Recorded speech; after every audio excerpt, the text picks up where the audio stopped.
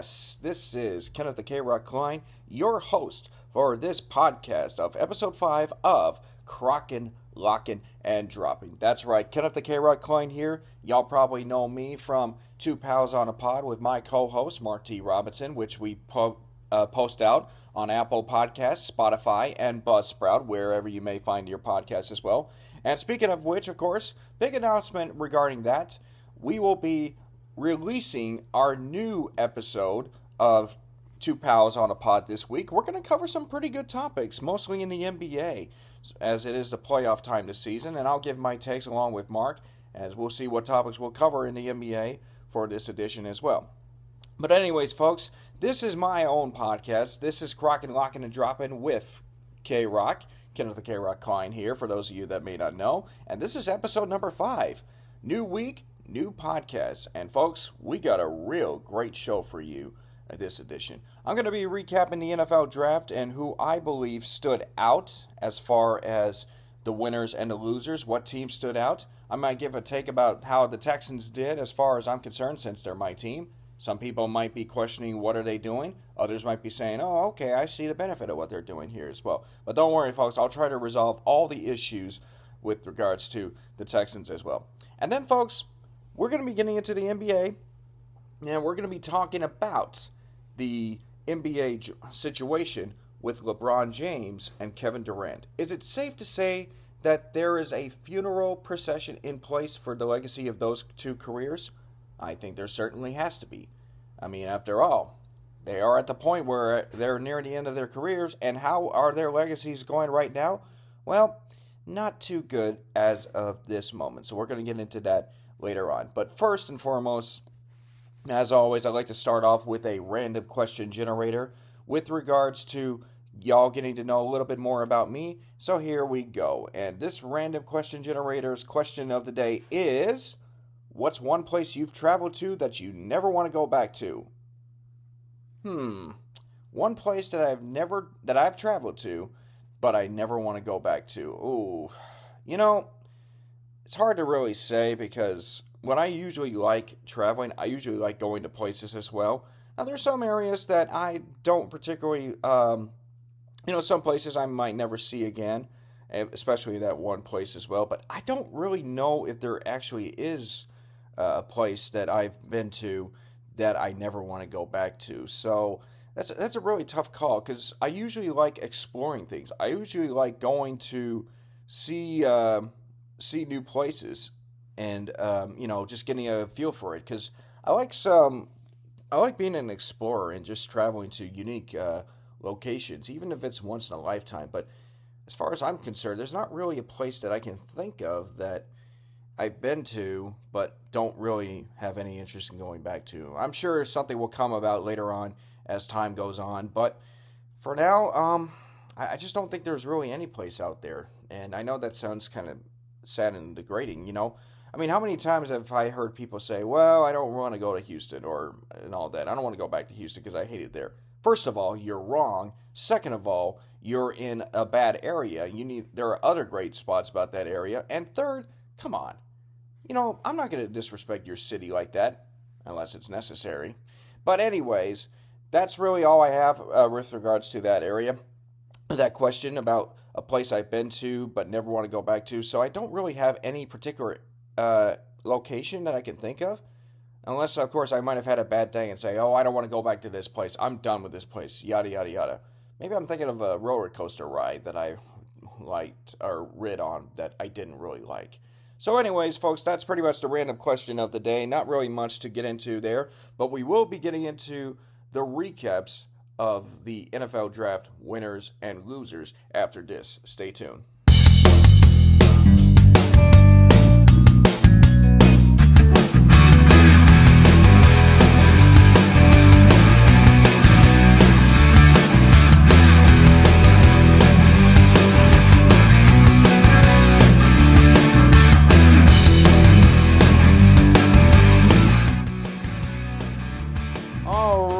Folks, yes, it is time for me to give out my awards for who I believe were the biggest winners and the biggest losers in this year's NFL draft. And I'll tell you what, folks, there were a lot of teams that caught my attention and caught me with surprise with some of the picks they had, and then there were those that surprised me with some questionable decisions that they made. And you might be saying to yourself, well, gee, Rock, I mean, there are so many teams. Isn't everyone a winner or a loser at this point? Or why are we calling someone a winner now when they could be the loser a couple years from now?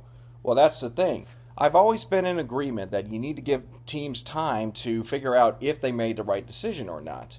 Because ideally, you might be considered a winner now, but that player who you drafted might not pan out as well, whereas it could be the other way around for some other teams. And a lot of people in the media seem to do this. They always predict their draft winners and their draft losers at the moment, and some people might not agree that they might have a team as a certain team as the loser, while others might have that team as a winner of the draft and everything. It's just all fun and games. It really, at the end of the day, it's about the product that you put on the football field as well. So I've never been too keyed up on that. But I figured for this occasion, I give out my results as far as who wins and who loses the draft. Now, I don't have a lot of teams. I'm not going to be going over every one of the teams in my opinion as well. So what I've decided to do is I've decided to pick out a couple of winners and a couple of losers for this year's NFL draft. And you might have some disagreements with these, although I think you and I would both agree on these teams that certainly deserve to be recognized as a winner and a loser as well. So let's get started. My first winner, without question, it has to be the Philadelphia Eagles. There is something about Howie Roseman as general manager of the Eagles. He always seems to provide that spark and that flair for those Eagles squads. He drafts Jalen Hurts a couple of years ago, and Jalen Hurts has proven to be a talented, tremendous quarterback in the game as well. He added Devontae Smith, who has been one of the best wide receivers out there. Then he recently traded for A.J. Brown from Tennessee, and then prior to the draft, signed him on an extension contract.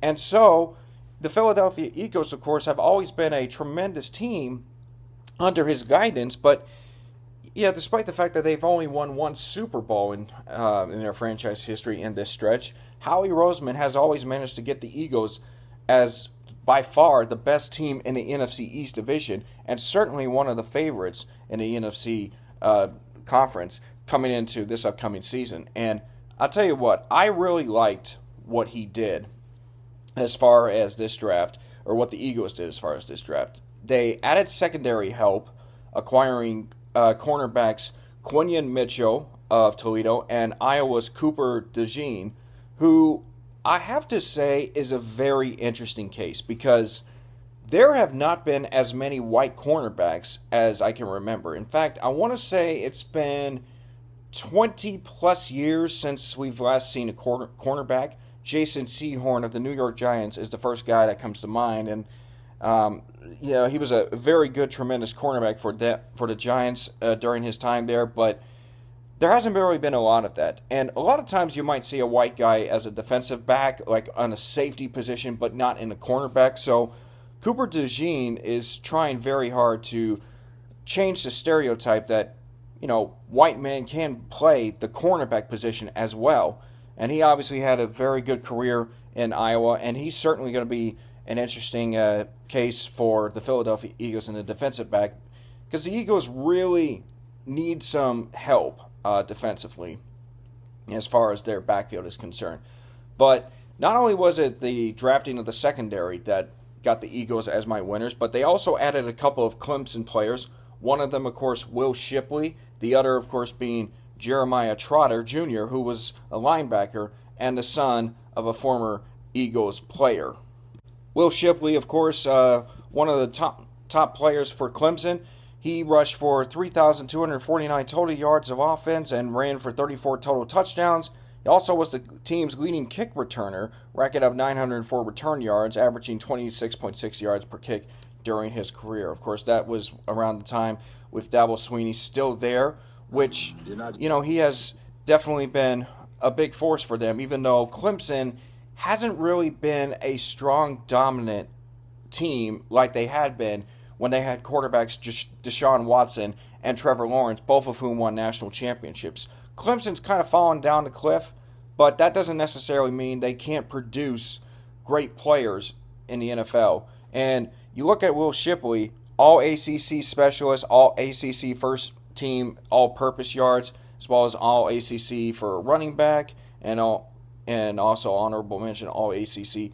So he's definitely one of those electric players that the Philadelphia Eagles will certainly have. Now, I know that he's not going to be the top running back for the Philadelphia Eagles, because that, of course, is going to go to Saquon Barkley, who the Eagles had just signed in free agency, and that's going to be an interesting transition to go from one rival team to another.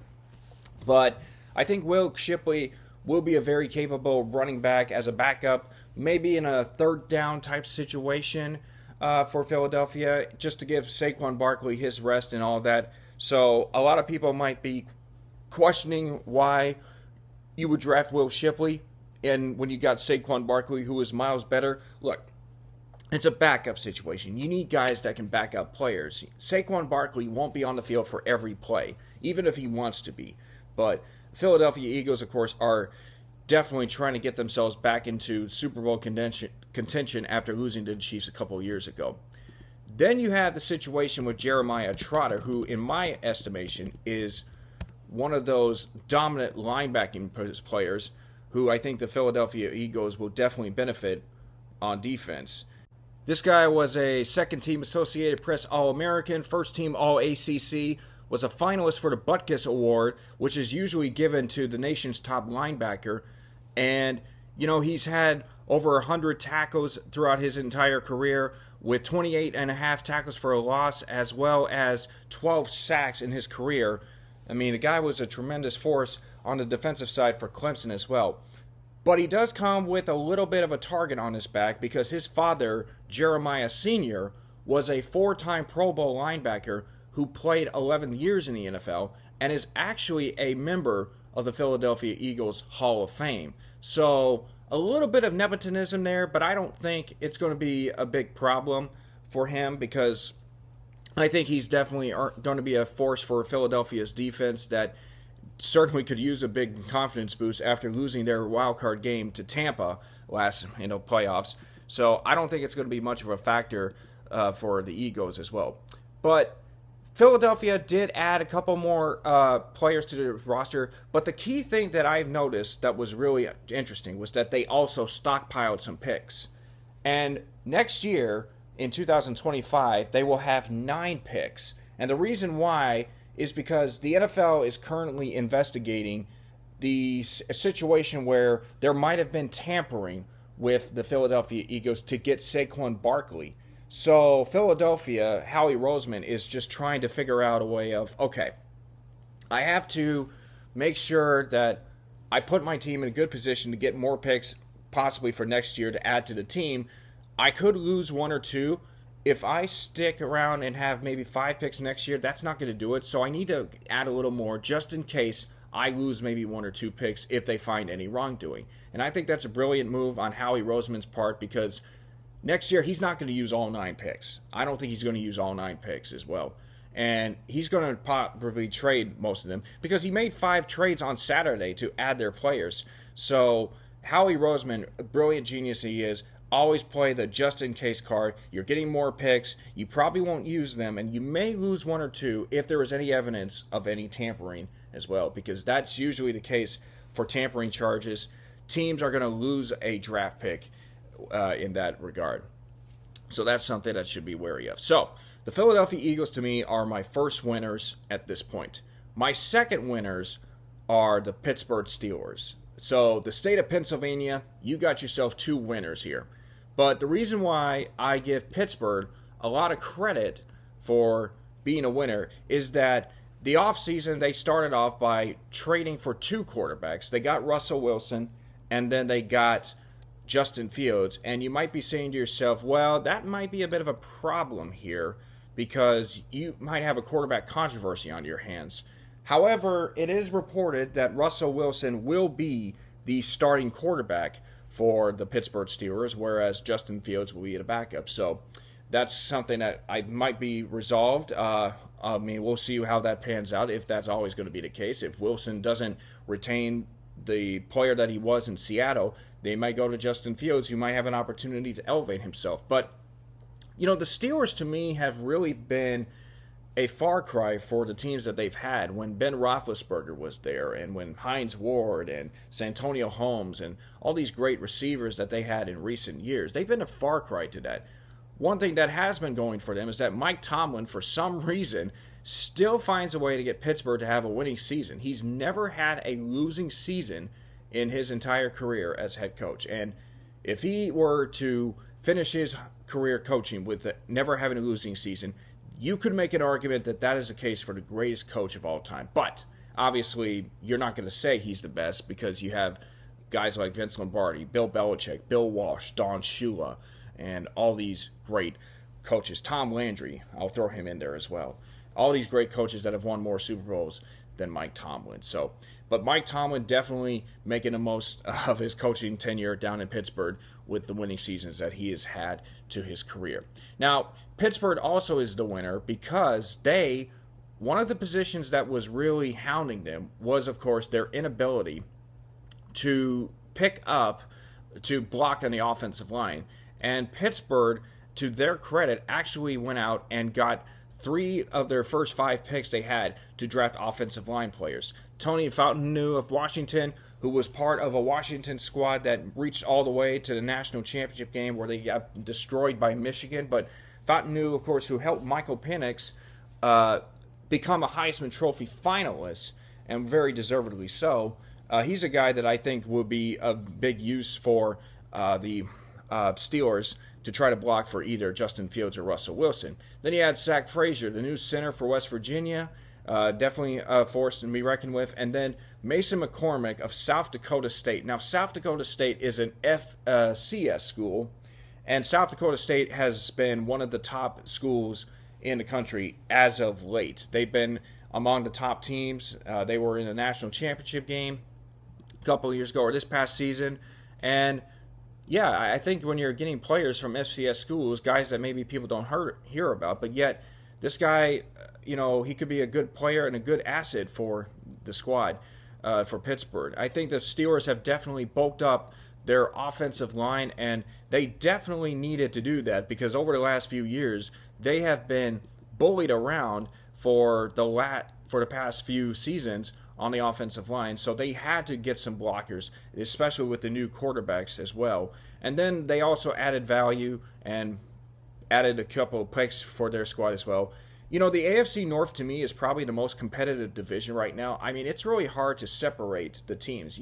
I know the Ravens won last year. I know they were AFC North champions. They were the top seed. And the Cleveland Browns, yeah, they had a little bit of struggles last year in the quarterback position and still made the playoffs. Then you also had the Cincinnati Bengals, who didn't make the playoffs, but Joe Burrow is coming back, and he's going to be fully healthy. Pittsburgh, again, made the playoffs last year, and, it's definitely some exciting times for that division, and I think it's going to be real interesting to see how the AFC North pans out, and I think the Steelers are trying to make this division more exciting. They're trying to be like what the NFC East was a couple of years back, where the stakes are usually larger, and it may be that the NFC East will usually be the last division to have a division champion. And some years they might have one great team or two, but it's been a very tight division. But I think the AFC North right now is the most competitive division out there. So that's something that should be of some excitement as well. Then my third winner of the NFL draft, believe it or not, it's the Los Angeles Chargers. Jim Harbaugh, in his first NFL draft, needed to make some splashes. And he was able to do just that when he made the first pick, an offensive tackle, Joe Alt, out of Notre Dame, which definitely helps out the Chargers team because that last year was a really bad year for the Chargers. I know Brandon Staley was their head coach for most of the season, but then he got fired. But Justin Herbert really needed some help and some protection because the Chargers were supposed to be the biggest threat to the Kansas City Chiefs in the AFC West division, and yet that has not proven to be the case. But the Chargers were able to get Joe Alt, strong offensive tackle from Notre Dame. Then they also were able to trade up and draft wide receiver Ladd McConkey of Georgia. And it was very much exciting to see. I know Justin Herbert was really happy to see Ladd McConkey come aboard, and the Chargers definitely needed help with receivers because they let go of Keenan Allen and Mike Williams this offseason. Two guys that were instrumental to Los Angeles. I still wish they would go back to San Diego because Los Angeles, the thing with having two teams in a sports city, there's always going to be one team that encompasses everyone. The Lakers ruled the town, the Dodgers ruled the town, the Rams ruled the town. It's just that simple. And the Chargers are San Diego's team. I'm sorry, but you cannot have two teams out there. But in the meantime, though, the Chargers in Los Angeles, they were able to get there. With Joe Alt, you definitely have an opportunity to see Justin Herbert be protected because you're talking about pairing him up with Rashawn Slater for the foreseeable future. This is a Chargers team that I think made some moves that could potentially challenge the Kansas City Chiefs for the AFC West Division Championship. I'm not saying they're going to do it. I think Kansas City still owns the AFC West Division, and I think that's going to be that way for a couple of years. But if there was a close second, I would definitely think it would have to be the Los Angeles Chargers in there. So, those are my three winners: the Philadelphia Eagles, the Pittsburgh Steelers, and the Los Angeles Chargers. Now for my losers. And for the first one, do I really need to say it, folks? I'm sorry. When you go all in, when you say you go all in and you do absolutely nothing, you're talking about adding a little bit of pressure for an organization that could be a potential dysfunction if it's not already. Dallas Cowboys, you're a loser as far as I'm concerned. They obviously have not done much of anything in the offseason. Jerry Jones has said, "Oh, we're all in, you know, this is going to be great, it's going to be fantastic." And it's like, what did you do? You lost some key players, you re-signed guys, but they're not really tremendous players. You also added a couple of so-so players to your squad just to help boost your team.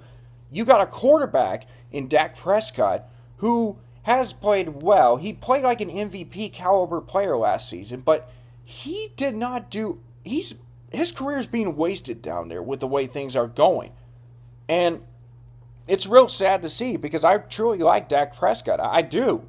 I mean, if he were a quarterback for a different team, I think things would be a lot easier. But he's a quarterback for the Dallas Cowboys who have really wasted his entire career ever since he won Rookie of the Year back in 2016.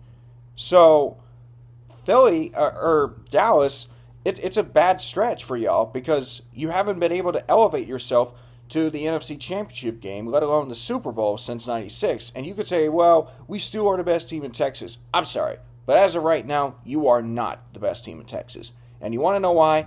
Because you traded back to pick 29 from the Detroit Lions. You had the 24th pick. You could have taken a player of importance right there. Instead, you let Detroit, who was hosting the NFL draft, mind you, trade up and take that spot in 24.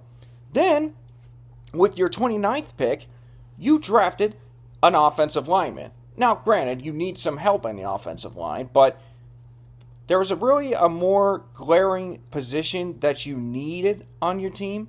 I mean, there was really one player or one position that you really, really, really needed to add to your team.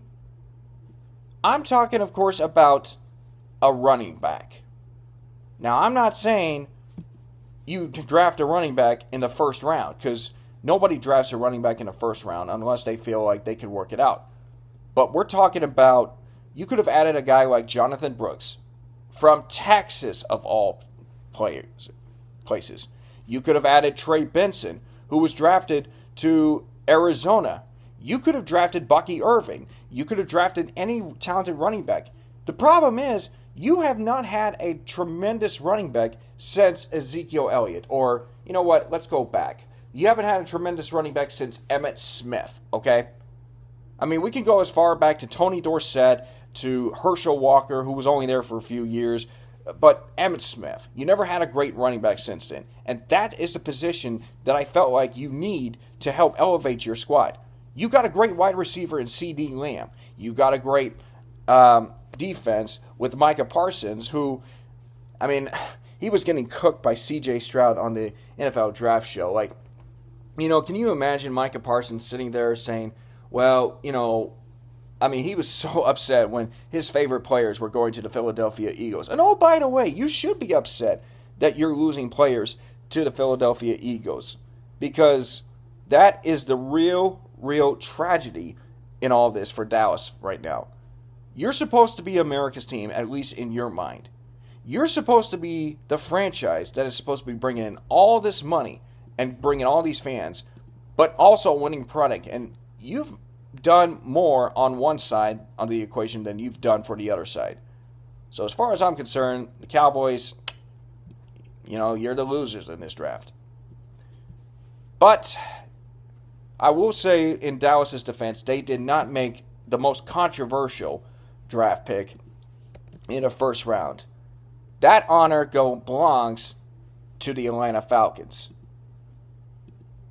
Now, I understand Atlanta's perspective of, we needed to draft, or we got Kirk Cousins, but he might not be around there for a while.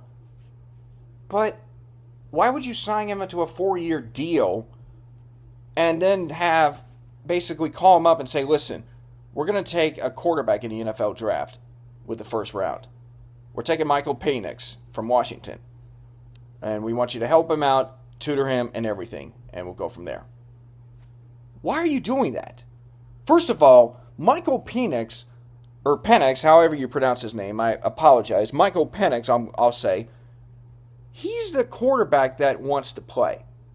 I mean, every quarterback wants to play, but, quarterbacks are going to have to learn and develop to learn the offense as well. But in my mind, he's a quarterback that wants to play. And how is he going to do that when you have Kirk Cousins right there at the peak of his career, or nearing the decline? And what if Kirk Cousins gets injured? What if he gets down during the season and Michael Penix has to step up? Michael Penix probably isn't ready to lead the Atlanta Falcons. And you're basically saying, well, we're not going to have Michael Penix play the quarterback position right away. We'll give him a couple years to develop it and go from there. You're basically giving Michael Penix off to a bad start, because of all the 6 quarterbacks that would have a start, Michael Penix would rank number 6. And it isn't because he isn't a great quarterback. It's because he's being sit on a bench behind a veteran player like Kirk Cousins. You didn't need to draft a quarterback. If you wanted to draft a backup quarterback, why don't you just draft Spencer Rattler? Oh, but that would have caused more controversy because Rattler wasn't even a first-round talent. I'm a little bit disappointed in Atlanta, and I know my co-host, Mark T. Robinson, on Two Pals on a Pod would definitely get a feel for this, but I just don't see why you would want to draft Michael Penix with the number 8 position. I think Michael Penix would have been better off going to another team. The Raiders, let's be honest, if Atlanta didn't draft a quarterback with their first pick, guess what? He's going to Las Vegas. Because the Raiders, who I probably should have had as another loser, failed to trade up and draft a quarterback in their first-round pick. And now they're stuck with Gardner Minshew for now. So, Atlanta, I don't know what you're doing. I'm not sure if this is something that you would want to reconsider. But you're a loser as far as I'm concerned. Now, you might make it up with all the picks that you've added afterwards, but yeah, I don't think it's going to really work out well for you with this whole Michael Penix situation. So, tough luck. And then my third loser, and it's really the Cleveland Browns. Now, of course, the Browns had their own fair share of picks and everything, but let's be realistic here. The Cleveland Browns were going to be losers of the NFL draft because this goes all the way back to when they made the trade for Deshaun Watson. And Deshaun Watson, to this point for the Browns, has not lived up to these expectations. Because he's had some injuries. He's had an 11-game suspension because of off-field activities.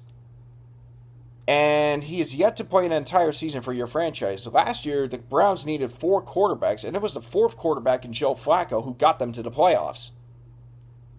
But there was no question that Deshaun Watson has not worked out well for Cleveland. And that evidence is showing. Because in the draft, when Deshaun Watson was traded to the Browns, they also acquired a 2024 sixth-round pick. And you're thinking, okay, so they got Houston's sixth-round pick in 2024, and they're going to maybe use it to acquire a player that could help them get over the needs, maybe a defender that could prevent more yards after catch, or maybe some kind of offense. I know they got Amari Cooper, and they could have added somebody maybe on the offensive line to help as well. And wait, just a second. You mean to tell me that the Browns actually traded their sixth-round pick to Jerry Jeudy? Or for the Jerry Jeudy deal? So you never used a draft pick. They literally did not use a draft pick. And oh my gosh, that is shocking. Cleveland did not even receive a draft pick in return because they gave up that draft pick before this draft. That's a pick you could have used. You might have benefited from something, but no, you're a loser because while you had to sit and miss your opportunity to draft in the sixth round, or maybe you traded back in there, you gave the Texans, 8 draft picks. You gave them 3 firsts. You gave them a second, a third, 2 fourths, and a 6. So technically the Texans got a 6th-round pick back from you. But let's see what the Texans did with their picks to this point. First-round pick, they got guard Kenyon Green. Now, Kenyon Green hasn't really been healthy to this point, and he has kind of been a player that's been inactive and certainly has had his struggles on the field, even though there may have been times where he was playing well, but he hasn't really quite lived up to that. I'm going to give him one more chance. If he doesn't play well, then that's probably going to be the only miss, in my personal opinion, that the Texans will have had in this trade. Their 4th-round pick, they drafted Dameon Pierce. This is 2022, by the way. 2022, 4th-round pick, Dameon Pierce. And Pierce was a great running back. Could have been a rookie of the year in the offense if he didn't get injured at the end of the season.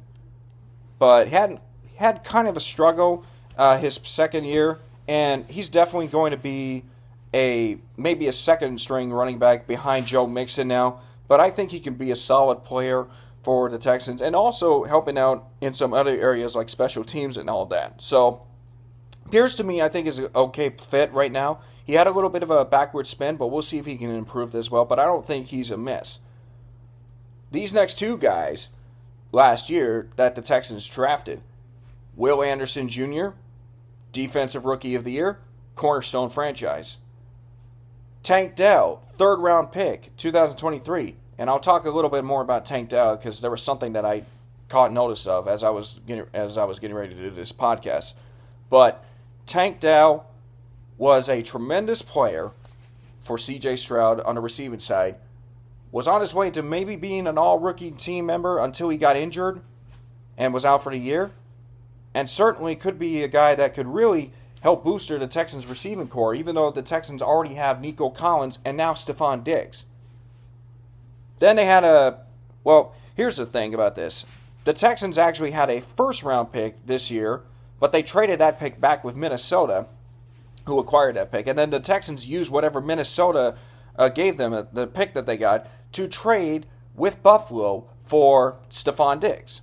So that's a big win, big hit.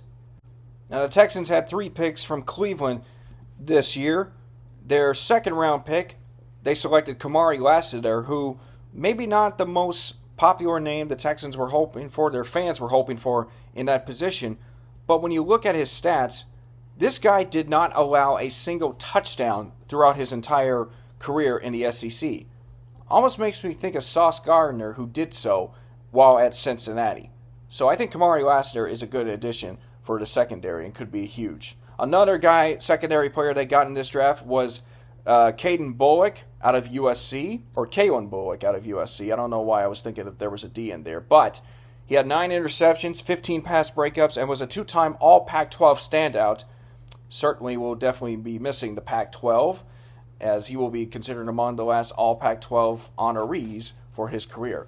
Now, he could be a steal he does need a little more weight to put on him, but I think that's something that he can be able to figure out. And hopefully he can learn from guys like Jimmy Ward or Jalen Petrie, and certainly he'll be a replacement for Jimmy Ward if he can manage to get himself up in a weight class as well. And then you have Jamal Hill, linebacker from the University of Oregon, who the Texans drafted with their 6th round pick as well. So it's going to be a hit or miss situation with this guy. He might be a player that you might see on special teams and everything, but with the Texans, they really didn't need much linebackers, but they were able to get him as well. So we'll see how that pans out with Jamal Hill. But in all honesty, I truly think that the Texans were by far the winners of this trade.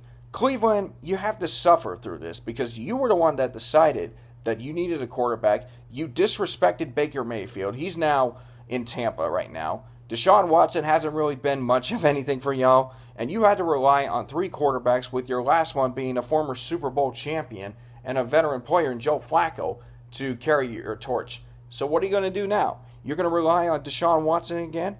Who knows if he's going to be the same player that he was when he was with Houston? It's a real shocking thing to see it's really exciting to see when you see all these picks that the Texans got, and most of them turn into hits. So that's why I feel like I have the Cleveland Browns, the Atlanta Falcons, and the Dallas Cowboys as the big losers as far. And speaking of big losers, next up we're going to be talking about the NBA situation here regarding the careers of LeBron James and Kevin Durant.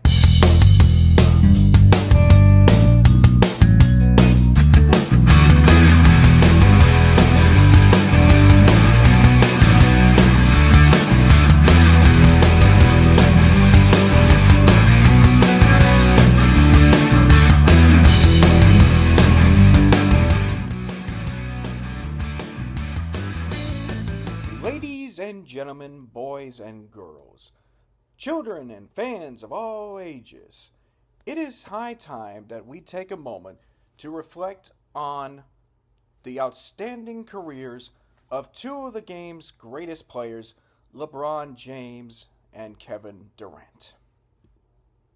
What the heck, it's not worth it, because at this point, those 2 players have really got themselves in a bad predicament here.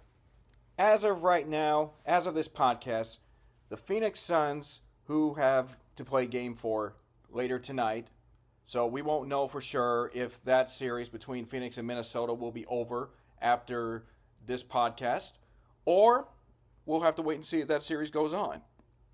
But as of right now, the Phoenix Suns are down 3-0 to the Minnesota Timberwolves. 3-0. Kevin Durant, a player on the Phoenix Suns, is now finding himself in a very bad situation, but maybe a situation that we really shouldn't be surprised.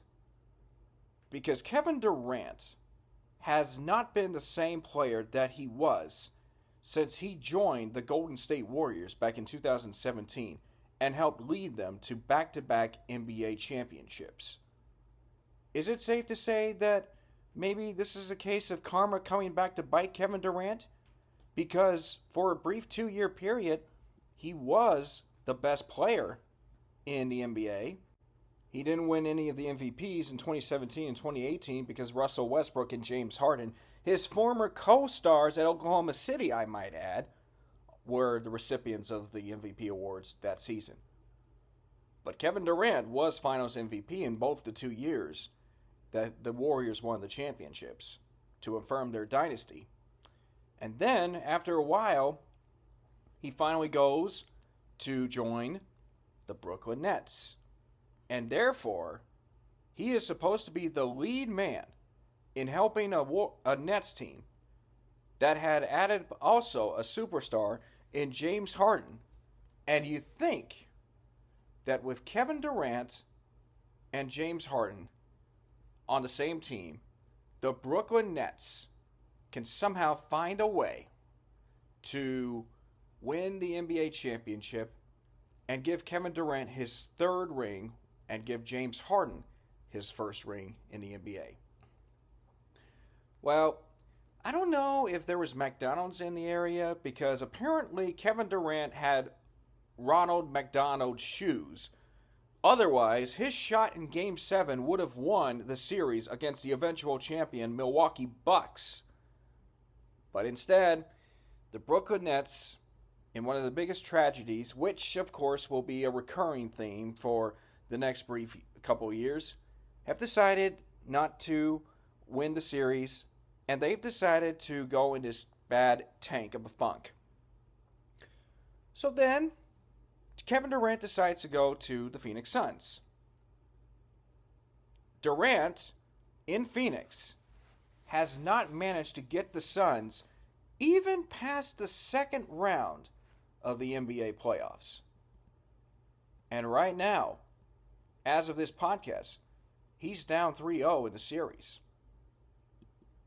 He is about to lose this first round series to the Minnesota Timberwolves, who are a better team and a qualified team, while Kevin Durant is playing for a Suns team that has been years removed from appearing in the NBA Finals. It's a real tragic sight indeed for a player that was once deemed to be a tremendous talent, and yet ESPN had the ability to put him as either number 10 or number 11 on the all-time list of the best NBA players in a list of top 20 or top 75 based on the article, since it was the NBA's 75th year. But Kevin Durant, let's be realistic here. He has never been able to lead his team to a championship. The only reason why he won those 2 titles was that he was part of a super team. A common theme in the NBA in that time. But he had Steph Curry, he had Klay Thompson, he had Draymond Green. He also had a future Hall of Fame head coach in Steve Kerr. And yet, that Warriors team had broken the basketball game so much that they benefited from the creation of going behind the three-point line, capitalizing on the opportunities, and having a great talented team that hardly anyone, and I say hardly anyone because they did have a few challenges here and there, but hardly anyone stopped them as well. But it's really sad because at this point, Kevin Durant cannot lead a team to a championship. He can't lead a team all by himself. He was not supposed to be the leader of the Warriors, yet somehow he wound up being. Steph Curry was okay with letting Kevin Durant take the reins for a couple of years. But man, Kevin Durant, he was on Brooklyn. He was supposed to be the leader of that team. Couldn't get him past the second round. He is now on Phoenix, a team that was supposed to win championships, the team that brought him over to help them get to the championship. Couldn't get past the second round. And I'm just sitting there thinking to myself, are we really valuing Kevin Durant as a superstar? Is he really deserving to be an all-time great? Now, mind you, he'll be in the Hall of Fame, for sure. But is he really deserving to be on the same level as players like Larry Bird, Magic Johnson, Michael Jordan, Kobe, Shaq, Hakeem? You know, the list goes on and on. Is he really deserving to be up there? As far as I'm concerned, Kevin Durant does not deserve to be in the same level of conversations as the players I just mentioned. Yes, he's won a few MVPs, he's won 2 championships, but the guys that I mentioned were the leaders of their teams.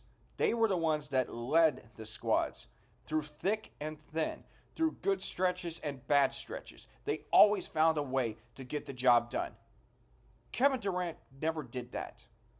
He had an opportunity to do that in Oklahoma City when they were up 3-1 on the 73-win Warriors. Didn't do that. They lost the next 3 games and they were eliminated. And then Durant's like, well, if you can't beat them, join them. Kevin Durant is not the guy that you deserve to have if you want to win a championship. The Phoenix Suns took a chance, and they thought that they were going to get a guy that was going to help them get the job done. I mean, after all, they had Durant, they would have Devin Booker, and Chris Paul, guys that were potential to really elevate themselves to maybe win a championship, or for Chris Paul, maybe his last best chance to win a championship. But no, it hasn't been the case. And unless there is a miracle in Phoenix, their season is done. Their season is over. Kevin Durant is not the same player that he was when he was playing with Oklahoma City and with Golden State. But needless to say, he's not the only NBA player that is feeling the wrath of everybody that is harping on him. He's not even the most polarizing player in all of the NBA. That honor, as we all know, goes to one, LeBron James. Folks, I can't tell you how much I respect LeBron James. But I can't tell you how much I have issues with some of the things that he has done as of late. Arguing over calls that he believes he deserves to get, elbowing players even though he doesn't do it as much as Draymond Green, flopping, saying some things that maybe for his own benefit and trying to get people to accept the fact that he is the man. He is supposed to be the best. You know what the issue with LeBron James is at this point? LeBron James has tried so hard to chase a ghost that he will never catch. I don't care if he wins another 1 or 2 championships. I don't care if he sets an NBA record or if he extends his NBA scoring record by a long time that will never be broken. I don't care about all the times that LeBron James has made appearances off the court, whether it's in movies or doing podcasts and all that stuff. I don't really care. Because as far as I'm concerned, LeBron James has forever hurt his legacy. Now, we can look back to when the moment started, when things with LeBron James started to take a little turn. We can go back to when LeBron James decided to leave Cleveland and join the Miami Heat with that segment of a show, The Decision. Really? You want to have a special about you making a decision? So that way you're dragging all the NBA teams and you're going to be breaking the hearts of these NBA teams live? Especially Cleveland? You're going to want to do that? That to me, looking back in hindsight, was really not a good idea. We can go back to the time when LeBron James said, I'm going to be entering the NBA Slam Dunk Contest in 2008. When in 2007 he said he was going to do that, or I forget what year it was. He was going to enter the NBA Slam Dunk Contest the year after he made those comments. And yet, he didn't. He not once stepped on the court to attempt a slam dunk contest. Michael Jordan appeared in 3 slam dunk contests and won 2. Kobe Bryant appeared in a slam dunk contest and he won that one. LeBron James? No appearance. Nothing. You said you were going to be in the dunk contest, but you didn't. You weren't even there. So, I don't know what LeBron James's issue is. I don't understand it. I understand that players are going to have egos, and I understand that players are going to say things to get themselves fired up, to draw some attention towards themselves. Maybe some things that are controversial and all this and that. But it almost feels like LeBron James is under this mindset that he's the king. Well, technically he's King James. That he's the king, everything goes around him, and he's like the emperor with no clothes, you know? Like, he's this deluded guy that has visions of, you know, everything revolves around him. Like, the solar system revolves around him. And that's the thing that really, really troubles me. Because that is what's hurt LeBron James over these last few years with the Los Angeles Lakers. And guess what? He's in a very bigger predicament. Now, the Lakers were down 3-0 to the Denver Nuggets. And as of this podcast, they're down 3-1. So the good news for LeBron James is they avoided being swept for the second year in a row at the hands of the Denver Nuggets. And it was getting ridiculous because Denver had won, 12 straight games against the Los Angeles Lakers. Whoa, whoa, whoa, whoa, whoa. The Denver Nuggets won 12 straight games against the Los Angeles Lakers. Like, you would see the Lakers winning 12 straight games against the Denver Nuggets. You never would have seen Denver win 12 straight games against the Lakers. You might see them win maybe 2 or 3 in a row if they're fortunes, but 12 in a row until Game 4? That's ridiculous. That is a massive problem. But the bad news for LeBron James is they got to go to Denver now, and they got to win Game 5. And at this point, Denver is probably looking at this Game 4's loss as a bump in the road, as if, okay, it's not going to be easy sweeping the Lakers. We know they're a team on the ropes. They're going to try to do everything to come out. So we got to take advantage of having a home court on our side. And I know Nikola Jokic is already sensing the kill. He is ready to knock off LeBron James once again and give LeBron another offseason to contemplate his future. I mean, last year, LeBron James said he was going to come back in the NBA. Really? You were thinking about retirement? I don't get it. And this is the trouble with LeBron James in my mind. Like, I have never seen an athlete, although successful and talented, say all these bizarre or do all these bizarre, weird things to make it seem like it's about them. I never seen Michael Jordan complain about, he might have argued about some foul calls, but I never seen Michael Jordan flop. I never see Michael Jordan say that he was the best player of all time. I never saw Michael Jordan form a super team.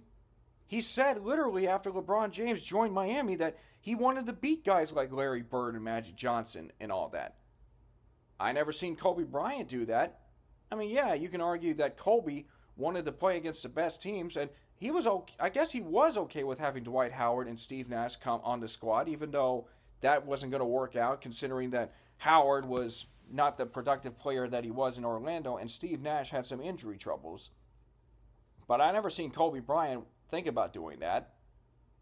I mean, this is where everything goes all the way back to the Lakers and their ownership. The Los Angeles Lakers have become a joke. They are like the Dallas Cowboys at this point. A big market team that is supposed to bring in all of these big time players in a big time U.S. city. And yet, they haven't been able to win a championship. Now, of course, it's been almost 4 years since the Lakers won the championship, but let's be realistic here. That championship in 2020 didn't mean anything. Sure, you can say even without COVID-19, the Lakers could have won it all that year, but come on. This is supposed to be a Lakers team that's supposed to dominate with LeBron James. And yet, here they are, having to deal with being a low seed again, facing off against a powerful Denver team that has them on the ropes and is looking to make the most of their opportunity to repeat. And you are backed into a corner. And what do, LeBron? You chicken out. You say, I'm done. I've had enough. I don't think Michael Jordan would ever put his teammates down 3-0 in a bad situation. I don't think Michael Jordan would ever back out or quit when it's apparent that it's over. He would continue to fight until the game is over, even if his team were down 3-0, which never happened all the time. Because, of course, back in the early days, the first round was the best of 5, so you won 3 games, or if you lost 3 games, you were eliminated. I don't see Kobe Bryant doing that. Kobe's a fighter. He will continue to fight all the way until the end. I just think LeBron James has just gotten to a point where we can no longer view him as the GOAT. Some people will be in denial and they'll say, "Oh, wait a minute now. Are you saying LeBron James' legacy is bad because of all the times he joined super teams and everything?" Well, let's look at Michael Jordan. He's playing on a Washington Wizards team, and that was bad. Listen, the difference is Michael Jordan's Washington Wizards teams were terrible. They were bad. They weren't supposed to make the playoffs. They didn't even make the playoffs. Michael Jordan was not going to help them get to the playoffs. LeBron James is playing on a better Lakers team. He's got Anthony Davis with him. And yet, they have not been able to get themselves to the NBA Finals ever since 2020. They haven't even gotten past the first round. So, it's a real shocker and a real tragedy that we have gotten to this point where the NBA has really relied on LeBron James too much. The era of the super team is not working. It's not working in Milwaukee. It's not working in Philadelphia. It might be working with the Clippers, but that remains to be seen. The Dallas Mavericks are obviously a big threat. They're tied up at 2-2. But aside from all that, the super team era is done. And unfortunately, that's what LeBron James' legacy is going to be. All the great players stay loyal with the teams they drafted and try to help elevate them to win championships. But LeBron James decided to take a different route. And while that might have helped him out, winning 3 championships, 2 with Miami, and then, of course, returning to Cleveland to give them a championship, that was probably the only time where he was the hero. He's never been the kind of player to dedicate himself to make his teammates better, and it's never had the opportunity to really make the most of his chances to overcome some adversity. He did it one time. He did it one time against Golden State in 2016. But the next 2 years, he lost 8 of the next 9 finals games that they played in. That doesn't do him any good whatsoever. So yeah, LeBron James will without question be a top 3 NBA player of all time. But as far as I'm concerned, and I know that we're going to be talking about this on Two Pals on a Pod, which you can listen to on Apple Podcasts, Spotify, and Buzzsprout. Mark T. Robinson and I are going to discuss this thing with LeBron James and maybe with Kevin Durant. But at this point, it's safe to say that LeBron's career is just about over. Now, whether he decides to go on this year-long retirement tour and everything, I don't know. But it's just about over. And I don't know if him winning another championship will put him up there with Michael Jordan or with Kobe. Yes, he'll have 5 rings, but he's also had some heartbreaking losses. More losses than either of those two combined. So, I don't know.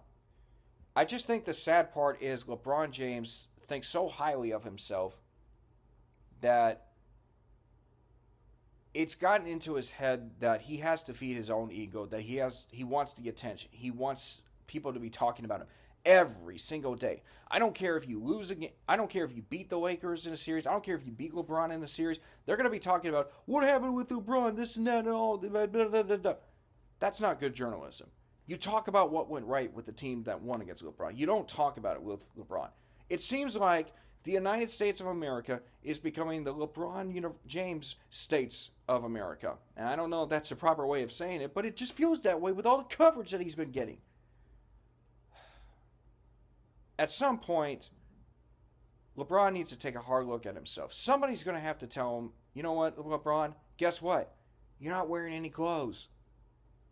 You're not the superstar that you once were. You need to quit up with this acting because, trust me, you're going to lose a lot of fans with that. And I've always respected LeBron. And I consider him a top 3 player.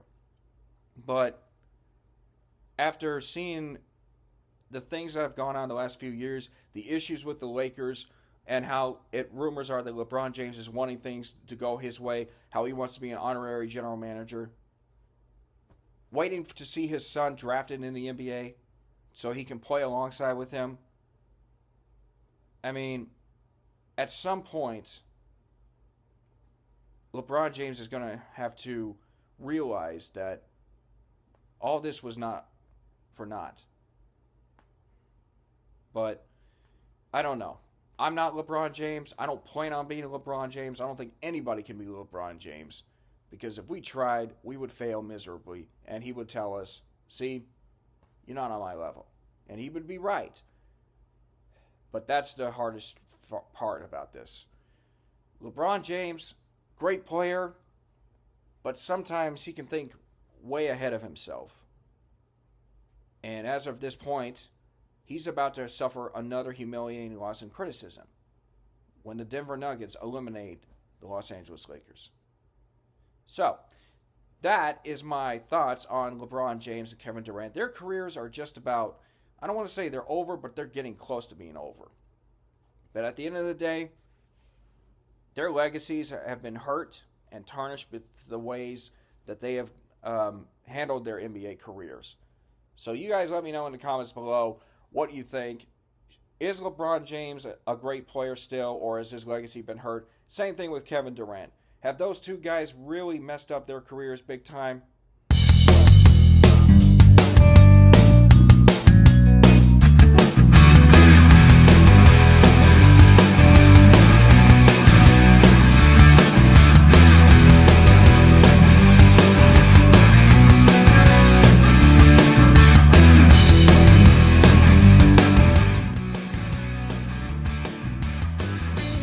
Folks, I was getting ready to conclude this podcast with a very happy note, but unfortunately that has kind of been changed, as while I was preparing for this podcast, I received a notification regarding a scary situation that happened to one of the Texans receivers, Tank Dell, who unfortunately was a victim in a shooting in Sanford, Florida last night as of this podcast. And anytime you see that, it is a very scary situation, because you hope it's not the worst of it.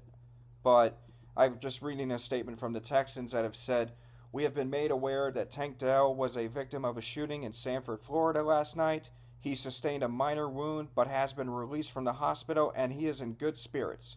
We are in contact with him and his family and will provide more updates when appropriate, but we ask that you please respect his privacy at this time. Our prayers and thoughts are with everyone involved in the incidents." So, obviously, it's a very scary situation, especially to a guy that really is one of the cornerstones for the Texans in the future. I mean, we talked a little bit about what the Texans did in the draft, and certainly here's a player that, in my mind, could really be, I mean, he's already proven to be a big asset to the franchise. He had himself a great rookie season until he got hurt and was lost for the remainder of the season. But C.J. Stroud sees him as a top-notch receiver. And again, it's a very scary situation, but I'm very glad that Tank Dell is okay. And I expect him to make a full recovery, as was stated. But looking into this a little bit more, apparently there was an altercation that happened at the nightclub that he was at. And it involved a 16-year-old who was arrested after shooting 10 people in the event. So there were 10 people that were shot, and it's a tragic situation. But again, I pray for Tank Dell. I pray for the other 9 people that were shot and were victims of this the previous night. And not the way I would have wanted to end the podcast, but I was a little bit scared at this time.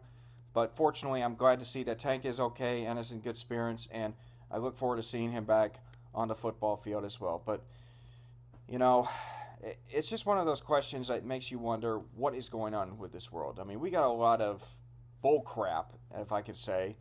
We got a lot of bull crap going on in this world, and we don't need any of that happening right in Houston or anywhere for that particular. You don't want this to happen, to say the least. But anyways, folks, that's going to conclude this edition of Crocking, Locking, and Dropping with a K-Rock. Looking forward to seeing you guys next time on